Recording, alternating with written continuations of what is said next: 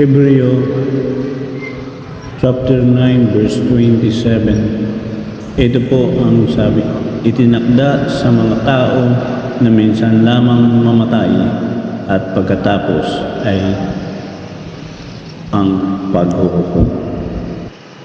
Mga Ngaral chapter 12. Alalahanin mo ang iyong manlilikha sa panahon ng iyong kabataan, bago pa dumating ang mga araw at taon na puno ng kaguluhan, panahon na hindi mo na madama ang tamis na mabuhay.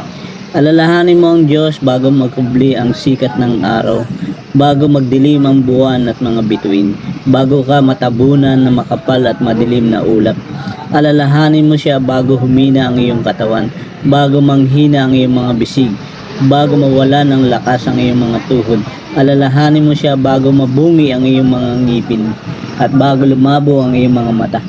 Alalahanin mo nga siya bago dumating ang panahon na sarado na ang mga pintuan at tumigil na ang tunog ng gilingan, bago dumating ang panahon na madali kang magising sa himig ng mga ibon o mga tunog ng awitan ay tuluyan ng tumigil. Alalahanin mo siya bago dumating ang panahon katakutan mong umakyat sa mataas na lugar, bago ka dumating ang panahon na di ka na makalakad at mag-isa, bago pumuti ang iyong buhok at tipasan ang pagnanasang sumiping sa minamahal. Darating ang araw na tayo pupunta sa huling nating hantungan at marami ang tatangin sa lansangan. Darating ang araw na malalagot ang tanikalang pilak nagdadala sa ilawang ginto. Babagsak ito at madudurog. Darating din ang araw na malalagot ang tali ng timba at ito'y babagsak at masisira. Alalahanin mo siya bago manambalik sa alabok ang ating katawang lupa at ang ating hininga ay magbalik sa Diyos na may bigay nito.